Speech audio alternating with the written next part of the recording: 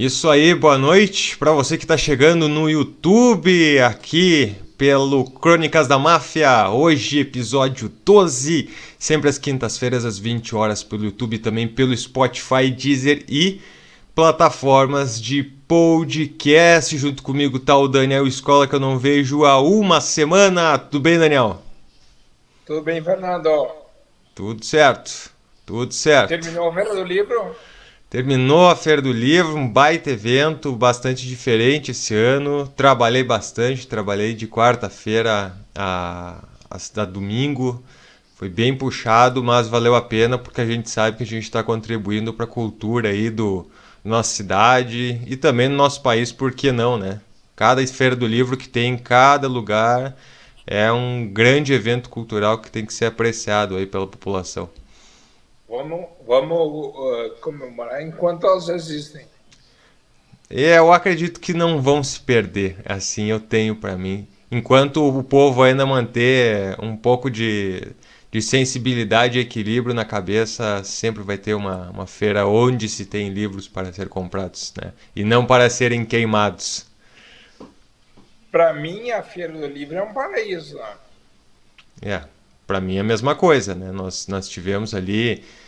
A gente teve um espaço esse ano só para autores, então de manhã e de tarde tinha autores lançando os livros e a gente mesmo participava disso, né? Chamando autores.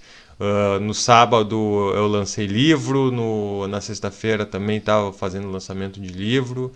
Primeiro, sexta de uma coletânea de contos dos autores da Serra Gaúcha. Sábado deste Bambino aqui, que eu lancei. E enfim, outros colegas também lançaram livros ali, fiz mediação. Esse meu livro, claro que eu mostrei para vocês, é uma coautoria, então também tinha lançamento da minha coautora, né, individual, também fizemos lá. O único receio é que tava um calorão no sábado e na sexta-feira, que daí afugenta um pouco o pessoal, né? Porque a Feira do Livro ali fica em local aberto e local aberto esquenta pra caramba, né? Então, sábado assim foi mais puxado, né? Mas, cara, assim, a diferença entre a 25ª e a 26ª feira aqui de Nova Petrópolis foi estrondosa porque saiu de um lugar onde era turístico e veio para um lugar que era cultural.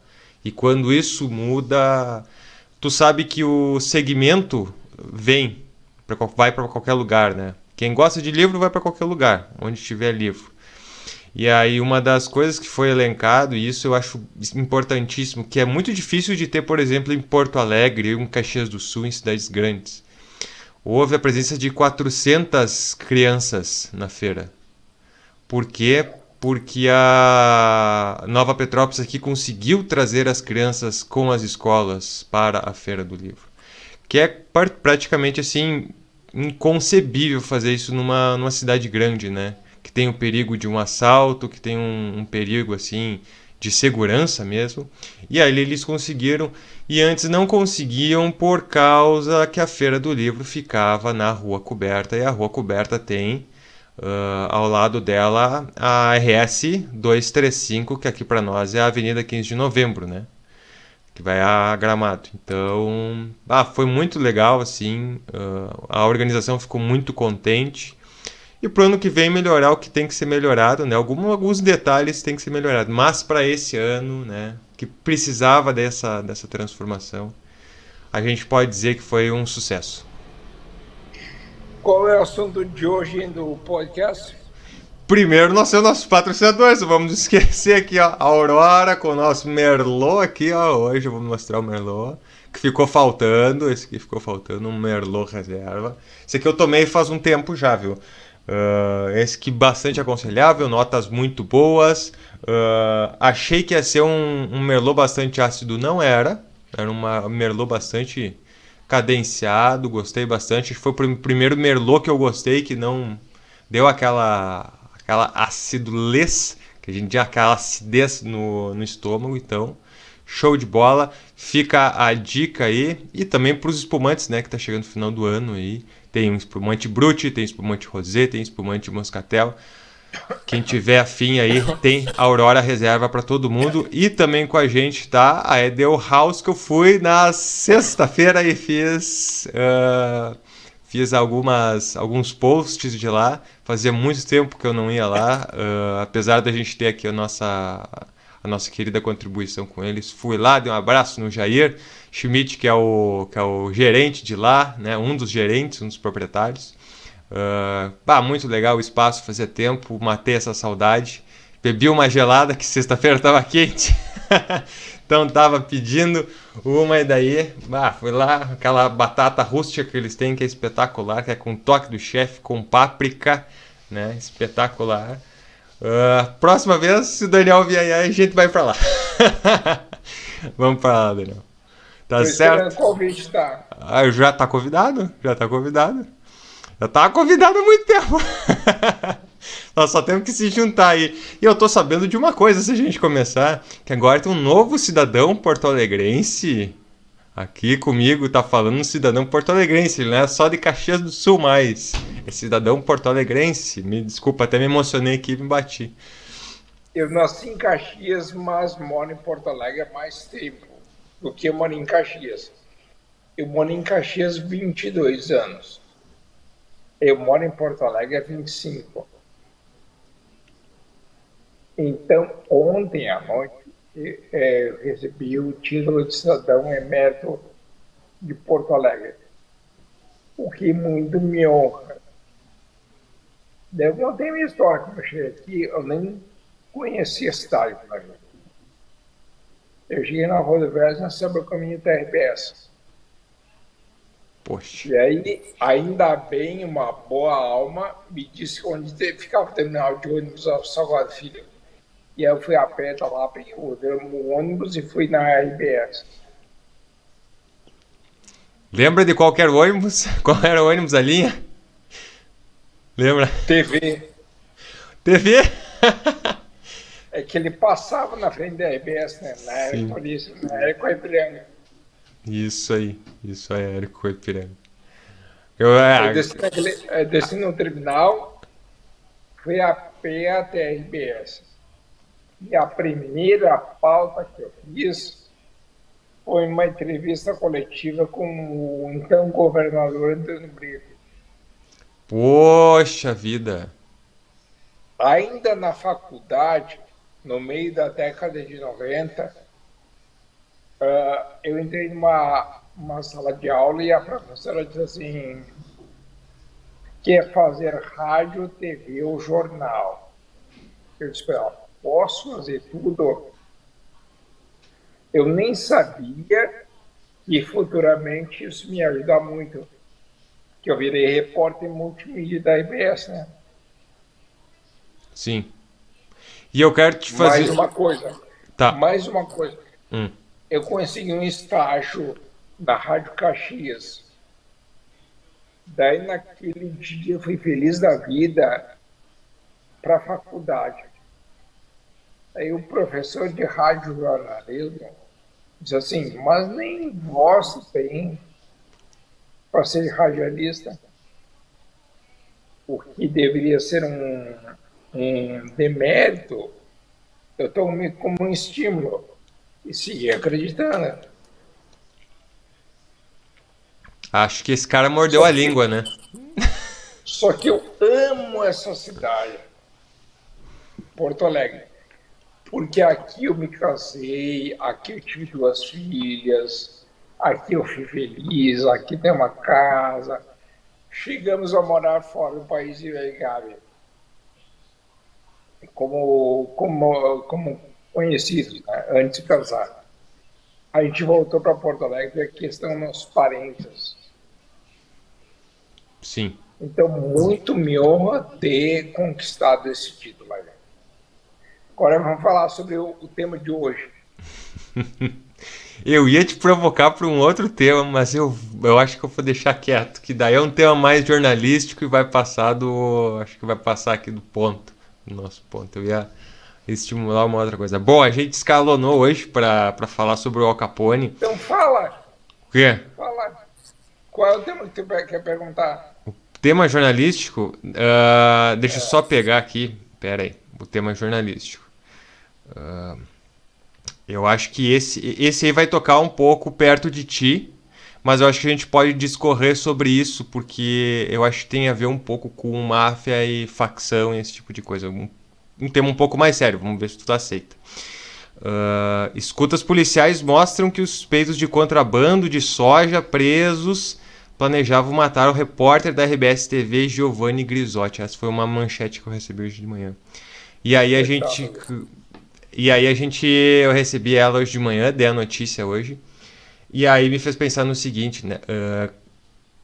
Como tem que ser muito sangue frio ser jornalista, né? Nesse país. E também em Muito outras épocas. cuidadoso. Muito cuidadoso. Sabe que o Grisotti era meu colega na RBS, né? Na Rádio Gaúcha. Sim. Por que eu vim para Porto Alegre? Porque o Grisotti tirou um mês de férias. E eu vim para cobrir as férias do Grisotti. Eu fiquei um mês. Eu fiquei um mês. Daí, então, quando eu ia voltar para Caxias, o então chefe de jornalismo, o Luciano Kleckner, jornalista, Meu professor. professor da PUC, me convidou para trabalhar, que abrir uma vaga permanente. Só que eu precisava voltar a Caxias, porque eu estava no último ano da faculdade. Então eu voltei para Caxias, pedi demissão e estudava e morava em Caxias, mas trabalhava em Porto Alegre. E vinha todos os dias de ônibus. 2 horas para ir, 2 horas para voltar.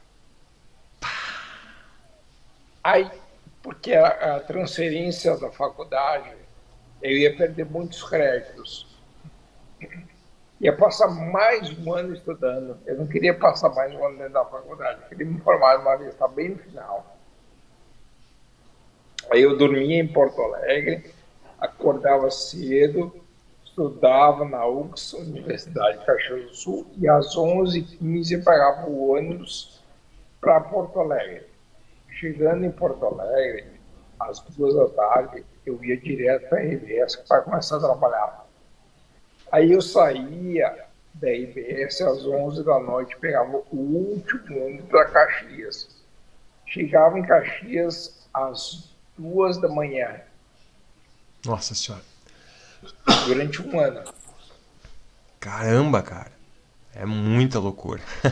Eu já achava demais sair do centro de Porto Alegre e ir até a PUC.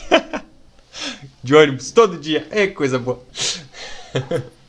Cara, vamos falar mais sobre o Grisotti nos próximos episódios aí. Podemos falar assim, cara. Podemos falar assim.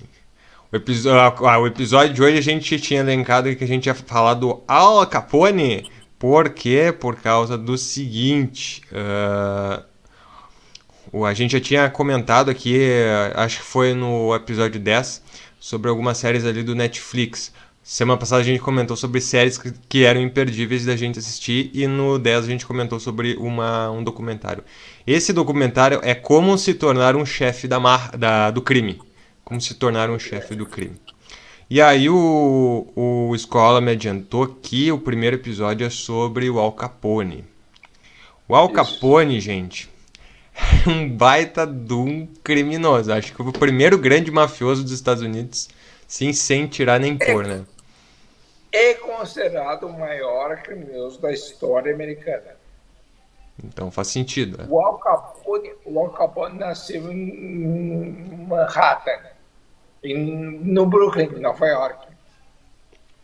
Mas ele foi levado para Chicago pelo John Torrio.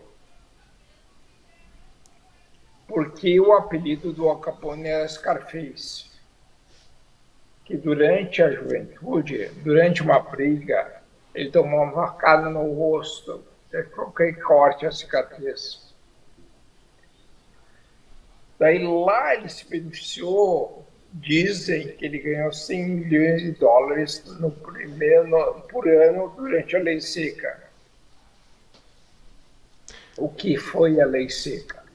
a proibição do consumo de álcool para tentar reduzir a criminalidade. Só que, ao contrário, ela aumentou. E o Al Capone morreu, ele foi condenado por crime fiscal, não foi, embora ele tenha matado muita gente, ele foi condenado pelo Eliot Ness, ele foi incriminado pelo Eliot Ness, quem condenou foi a justiça. E aí o Al Capone foi para uma prisão em Atlanta, aí ele estava doente já, ficou 8 anos preso, ele tinha sífilis e problema mental, aí deram perdão para ele foi para casa, numa praia chamada Palm Beach, na Flórida, e lá ele morreu, ele teve uma parada cardíaca. Saiu barato ainda, né? Saiu bem barato pela vida que ele teve. Pra quem não sabe, assim, o grupo dele se chamava Chicago Outfit, obviamente em Chicago.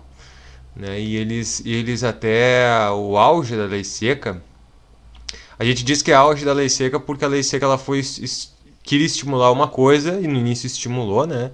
A falta tinha muita briga e brigas generalizadas, tinha um índice de alcoolismo muito alto que deixava os trabalhadores menos dispostos a trabalhar, ou seja, uma queda muito grande de trabalho dentro dos Estados Unidos. E a lei seca foi a solução que o governo elencou para suprir essa demanda que estava acontecendo na época, né? Que já tinha sido usada anteriormente em outra época nos Estados Unidos.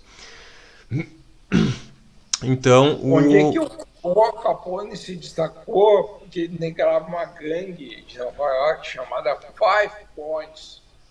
Isso. Que ela está muito bem retratada naquele filme do Gangues de Nova York. Gangues de Nova York. E aí ele participava dessa gangue e o Frank Gill, que era o chefão da máfia lá dessa gangue, transferiu ele para Chicago. Daí depois, porque o chefe dele era o John Torrio, e o Torrio precisava de um braço direito. Aí quando o Torrio morreu, o Al Capone tomou conta, mostrou que ele era mais mafioso que o Torrio. Mais mafioso que o Torrio. E eles tinham uma disputa, porque assim, ó, pra quem não sabe como é que é a cidade de Chicago, eu também não sei porque eu nunca fui pra lá, mas quando a gente estuda, a gente. Então a escola vai saber falar melhor. Ela é dividida em duas partes, a parte norte e a parte sul. A parte sul, ela é toda italiana. Toda italiana. E a parte norte, ela é bastante mista. E a parte norte, ela era comandada por uma máfia polaco-irlandesa. Eu tenho que até achar o nome aqui do cara que era o chefe deles. Mas foi assim, taco a taco. Quando começou a guerra pela bebida, pelo licor que a gente chama, né? Da lei seca, depois da implementação da lei seca, assim, era um matando o outro, a cabeça das cobras, né?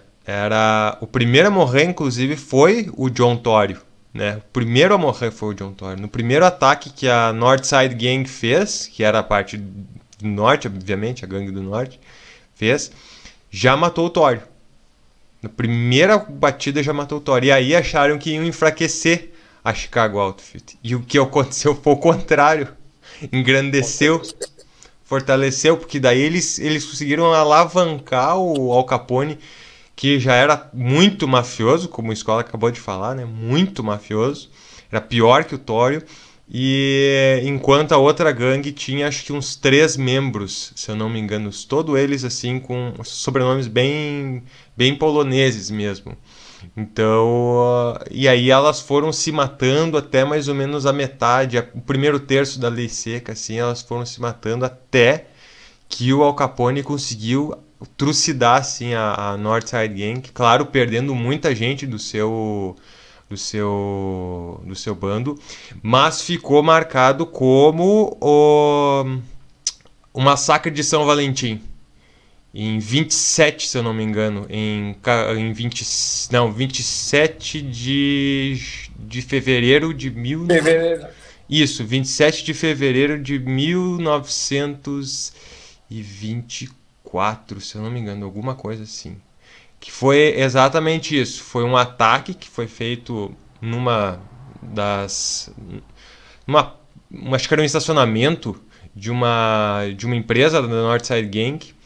E era para eles pegarem o chefão da Northside Gang. Mas o chefão chegou um pouco mais tarde. Tem aí várias histórias, porque nunca foi comprovado o que realmente aconteceu. Mas o massacre matou umas 50 pessoas. Umas 50 pessoas da gangue, assim. Foi o maior trucidamento de Chicago, foi ali, assim. Foi um marco. Sabe que em Chicago tem um tour turístico, né? Uma volta para os pontos onde marcaram a história do Al Capone. Inclusive se chama Al Capone Tour. Que E coisa! aí vai lá no bairro, vai nos restaurantes, vai nos barbeiros, vai no cinema, vai onde o Al Capone frequentava, os locais que ele frequentava. Sim, tanto que o headquarters, que a gente chama, o quartel-general da Outfit, era um hotel zaço, né? Era um grande hotel com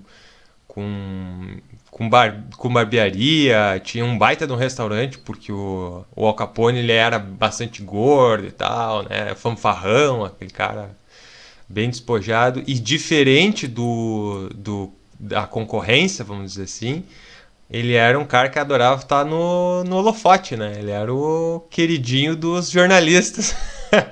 O que vai contra um pouco o Adivinha, jornalismo, né? adivinha onde a escola foi quando foi para Chicago? É o Chicago Tribune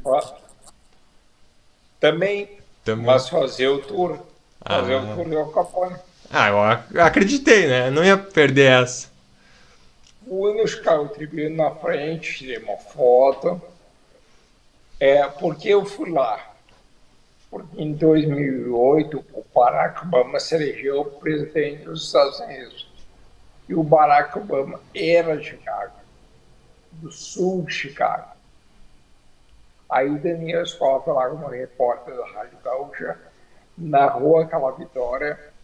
Só que um dia antes, o Daniel Escola foi lá no bairro do Obama, foi cortar cabelo onde o Obama cortava cabelo. Eu ainda tinha cabelo. Eu já tô ficando sem cabelo, aqui, ó, aqui, ó, aqui, ó. Eu tô ficando sem cabelo. A idade, né? Não consigo ver, não consigo ver. Não. Ainda tem muito, né? Muito mais do que eu. Mas aí daí é a diferença de idade, né? 31 e 40 e. 7. É, eu ainda tenho que envelhecer, mas eu tenho que ter mais problema na minha vida, né? Vai Não, dizer mas o. com 31 já comecei a perder cabelo. Eu já tô começando a perder cabelo. Eu tô fazendo tratamento pra não perder mais cabelo, porque eu não tô afim de perder cabelo como tá indo. Mas eu tava te Mas. contando que eu fui lá Isso aí. e aí sentei na cadeira e disse assim, eu quero exatamente o corte do Obama. O cara passou a máquina. E aí, paciência, né? Mas imagina, eu quero o corte de um careca. Psst. Acabou, né, com o Passou a teu máquina. cabelo. Acabou com o teu cabelo. Uh, Aliás, vou, como envelheceu o Obama, né? com certeza, tu vê. Acho que a presidência é bem desgastante. Embora ele seja um cara bonitão, esguio, alto e tal, o cabelo dele tá branqueando, né? Mas eu acho que dá pra notar isso em todos, inclusive os nossos presidentes aqui. Se tu pega uma foto quando eles começam e quando eles acabam o mandato, meu Deus do céu, os caras ficam muito balhados. E a gente vê como é que já tá o Biden, né? O Biden já tá bem balhado, ele já é, não é novo, né? E já tá. E Obama, assim, Obama foi uma festa, né, quando ele ganhou. Porque ele já era senador do Illinois e aí vencia a E o presidência. Obama, eu transmiti o ao vivo para a Rádio Gaúcha. A festa do Obama foi no Grand Park, em Chicago. Grand Park, à beira do Lago Michigan. Lindo. E ali venta muito. Por isso, Chicago é considerada uma cidade dos ventos. É muito lindo, muito lindo. É uma cidade que tem que, assim, quem puder visitar, tem que visitar. Eu acho fantástica. E além disso, a arquitetura, né, de uma cidade que tem gente, pouca gente sabe disso, sofreu um dos maiores incêndios da história do mundo, né? Foi totalmente destruída, né? No início acho que do século XIX, uma coisa assim, final do século XIX. Final do século XIX. Isso, final do século XIX. E Chicago era a cidade branca, toda de madeira. que é uma periferia de Chicago. Por que a cidade branca? Que ela foi construída com pedras brancas. Ah, E aí ela foi construída especialmente para a Feira Internacional de 1893. Um ano antes tinha sido em Paris. E sabe qual é o que foi construído durante a Feira Internacional de Paris? A Torre Eiffel. exatamente. Aí, quando ela foi para Chicago, os financiadores contrataram os melhores arquitetos, paisagistas e construtores dos Estados Unidos. O cara que projetou o Parque Central de Nova York, o Central Park, Central Park. ele foi transferido para Chicago para fazer o paisagismo da cidade. E em Chicago também foi construído o primeiro prédio dos Estados Unidos, de 5 andares. Isso aí. Isso é verdade. Verdade. E é porque ela pegou fogo. Porque foi a primeira vez que usaram eletricidade. Só que tinha um foguinho ali, uma chama. E como tinha muito vento, esse vento se alastrou e alastrou as chamas. E ela pegou fogo.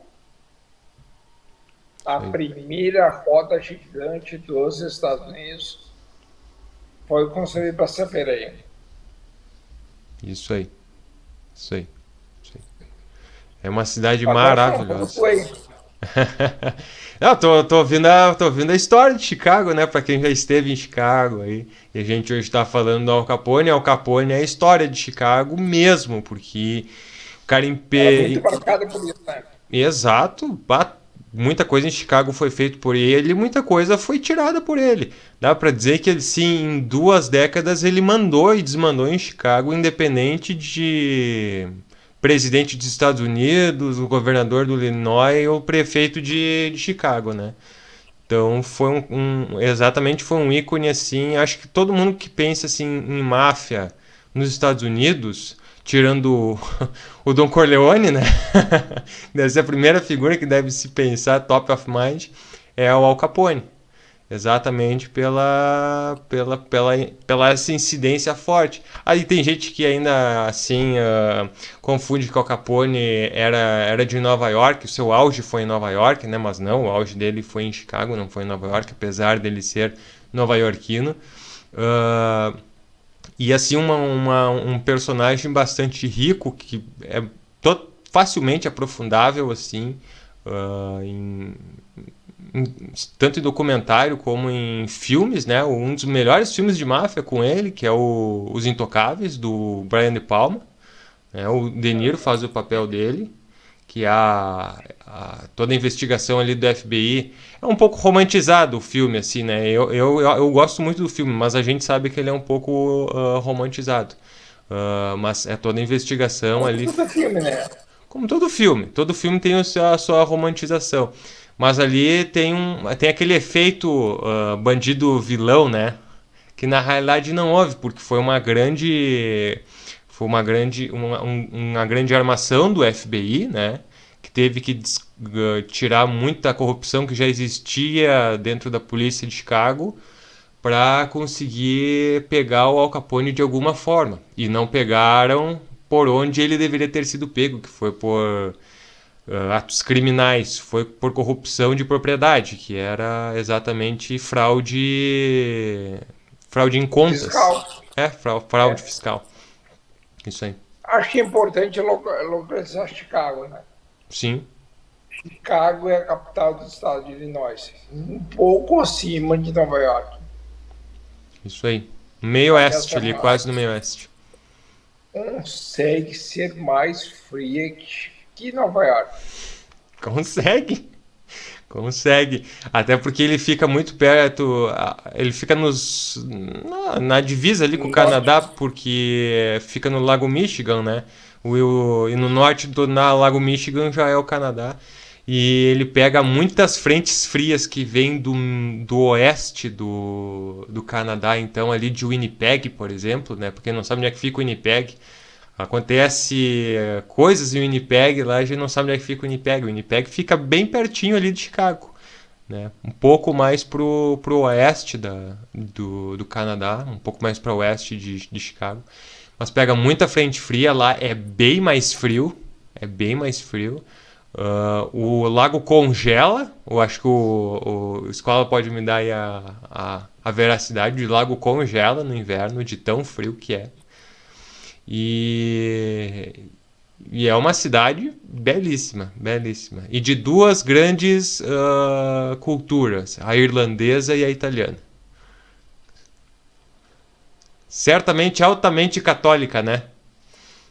Muito.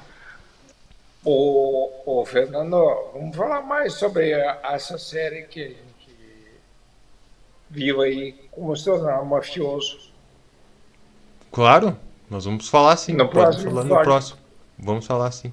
A gente fala mais aí no próximo episódio, que a gente já bateu agora nossos 30 minutos aqui, que a gente agora está fazendo uma versão pocket do nosso Crônicas da Máfia. A gente achou, só para vocês saberem, a gente achou mais legal a gente fazer essa versão mais rápida, né? A gente consome menos tempo de vocês, a gente fala mais voltado àquilo que interessa, então a gente faz essa versão um pouquinho menor. A gente sabe que às vezes vocês gostam de alguma coisa que tem 1 hora, mas a gente achou mais legal assim, a gente ouviu, eu ouvi outras pessoas assim, eu preciso dar uma corrida, a corrida dura uma meia hora. Aí vai escutando a gente e consegue terminar até o final da corrida. Eu acho que o mais importante é não ouvir muito a minha voz, né? O quê? Acho que o mais importante é não ouvirem muito a minha voz. Eu acho que não, acho que gostam que ouçam a tua voz. Acho que é o que mais interessa aqui no podcast é ouvir a tua voz. Porque é a história que eles estão afim, não na afinação. Se eles quisessem afinação, eles iam escutar música, não iam escutar o nosso podcast aqui, né? Tanto que o teu professor, esse aí, famigerado, o professor estava errado, porque tu entrou na Gaúcha, é um grande sucesso. Virou aí nosso emérito aí de Porto Alegre, nosso cidadão emérito de Porto Alegre. Um dia eu também quero ser cidadão emérito de Porto Alegre, porque eu vivi 10 anos nessa cidade. Ô, Fernando, se ele falasse agora, acho que ele teria razão. Eu não sei. Eu acho que ele já mordeu a língua há bastante tempo, a língua dele já está em decomposição dentro dele, já deve ter engolido a língua, alguma coisa assim. Tá certo, escola, valeu por esse 12º episódio. Até semana que vem. Até semana que vem a gente se despede aqui da nossa audiência, junto com a Vinícola Aurora Viva, ou agora e também com a Edelhaus, nossos patrocinadores. A gente fica por aqui e quinta-feira que vem a gente tá de volta, tá chegando o nosso Natal aí, e a gente vai fazer programa especial de Natal, programa especial de Ano Novo aí. A gente não vai deixar vocês na mão, a gente pode gravar um pouquinho antes daí para liberar o Escola e eu também para as festas de final de ano, tá certo, pessoal? Grande abraço. Episódio 13, semana que vem. Tchau, tchau.